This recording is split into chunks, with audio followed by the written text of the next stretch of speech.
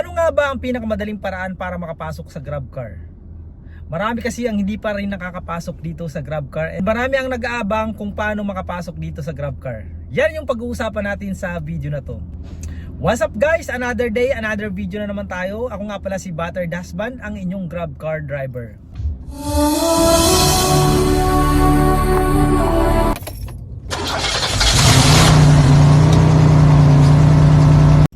So sa video na to, atin lang to, wag lang kayong maingay. So sasabihin ko sa inyo yung tip kung paano ang pinakamabilis na paraan para makapasok kayo sa GrabCar. Ang dami kasing nahihirapan makapasok dahil nga sobrang daming nakaabang dito. Ang daming nakapila na mga driver na nag-aabang ng slot para makapasok sa GrabCar. So ano nga ba yung mga requirements and ano yung step by step na gagawin mo para mabilis ka makapasok dito. Sa mga baguhan, hindi pa nila alam to, and sa mga datihan na siguro alam nyo na rin to, so pwede nyo nang skip yung video kung mga datihan kayo. Pero sa mga bago pa lang, so sa mga gusto talaga makapasok dito, so panoorin nyo to hanggang sa matapos. Nga pala guys, sa mga hindi pa nakasubscribe sa YouTube channel natin, please subscribe and i-click nyo yung notification bell para updated kayo sa mga video na ginagawa natin. Nga pala guys, naglalabas tayo ng mga video regarding sa income, daily income, weekly income, monthly income, and sa mga update pag may slot na dito sa GrabCar, and kung ano-ano pang mga pagbabago dito sa Grab platform. So sa mga gustong makapasok dito and gusto nyo malaman kung magkano kinikita natin sa araw-araw, so i-follow nyo na ako. So maraming salamat din pala doon sa mga hindi lang nagpo-follow kundi nagpapa-member pa. So doon sa mga nagpapa-membership, maraming salamat po sa inyo. Doon sa mga nagbabayad talaga para magpa-member dito sa channel natin, maraming salamat po sa inyo. So hindi nyo naman po kailangan gawin yan. Ginagawa nating video ay free, pero again, maraming salamat po doon sa mga nag-effort magbayad para doon sa membership, para syempre mauna sila doon sa mga videos na ginagawa natin, para sila kaagad, makikita nila kaagad pag naglabas tayo ng video regarding dito sa Grab, doon sa mga slot na nilalabas ng LTFRB. So yun na nga guys, ang dami kasi nagtatanong sa atin bakit daw hindi sila makapasok dito sa GrabCar, and sobrang nahihirapan sila dahil dun sa mga requirements, or ang iba naman may mga requirements na hindi pa rin sila matanggap dahil pagdating doon nila sa Grab ay hindi naman sila pinapapasok, hinahanapan sila ng PA. So hindi rin sila makakuha ng PA sa LTFRB dahil nga pinapasa din sila sa GrabCar. So yun na nga guys, as I said dun sa mga nauna kong video, kaya kayo hindi tinatanggap sa Grab dahil nga wala pa kayong PA.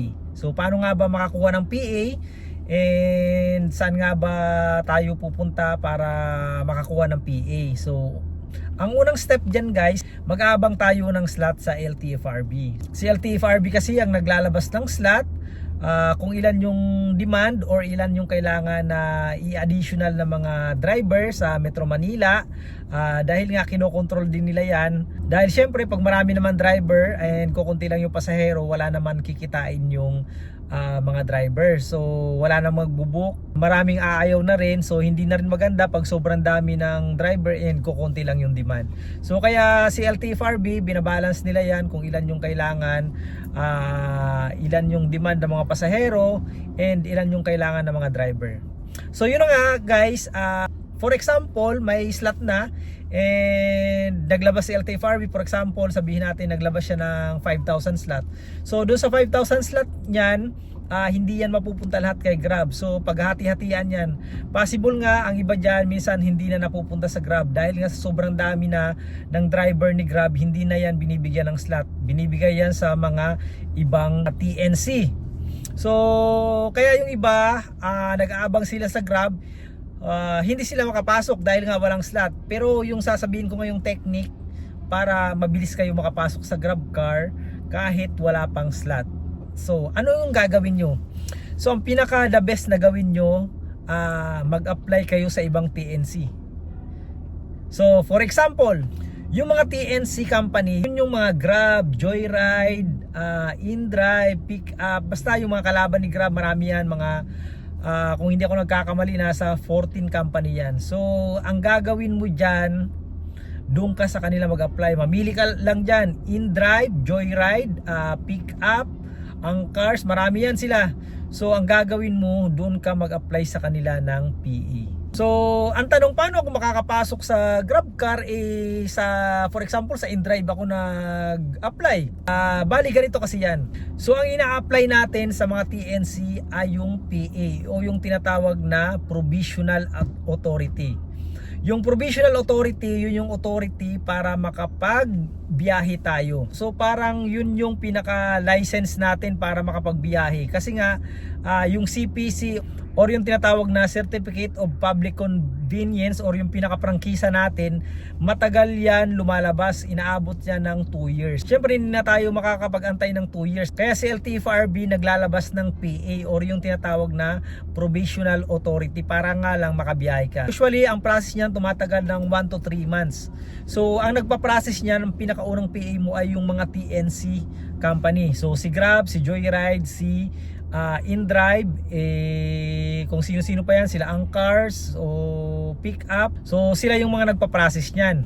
So dahil nga si Grab maraming nakapila and bihira na mabigyan ng slot, kung may slot man kukonti lang, and then sa sobrang dami nakapila, so maraming hindi nakakapag-apply sa Grab. So ang gagawin mo, mag-apply ka ngayon sa ibang TNC, for example sa InDrive.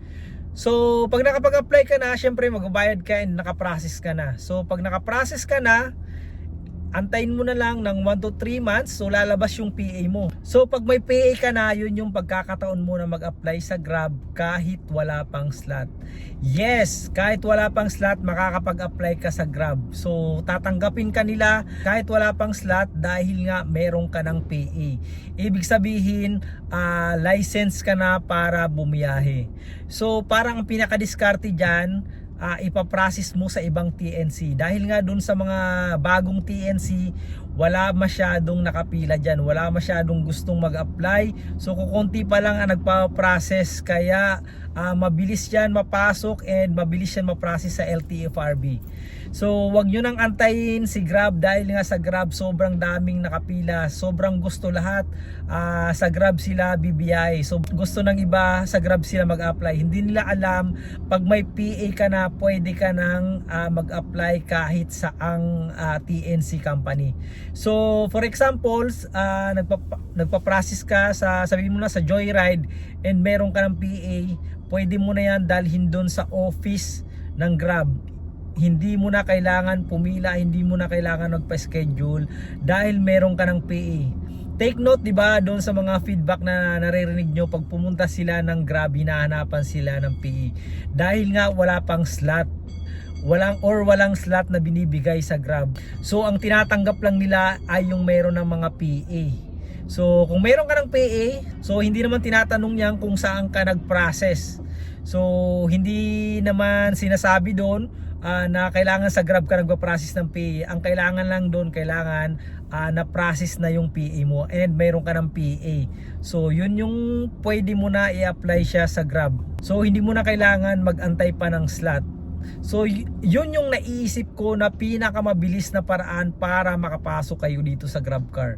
Marami din kasing nalilito and maraming naghahangad na makapasok dito, kaso hindi nila alam yung ganitong diskarte. So sana nakatulong sa inyo yung video natin. And asahan nyo, maglalabas pa ako ng maraming tip kung ano yung mga kailangan nyong gawin para mabilis kayo makapasok dito sa GrabCar. Again, uulitin ko, mag-subscribe kayo sa YouTube channel natin. And syempre meron din tayong Facebook page account and TikTok account na Batterdasband. Huwag niyong kalimutan i-follow para updated kayo dahil nga pag may slot dito sa GrabCar, naglalabas ka agad tayo ng video. Maraming salamat nga pala sa inyong panunood. Sana nakatulong sa inyo ang mga videos natin. Maraming salamat. Again, ito si Batterdasband, ang inyong GrabCar driver.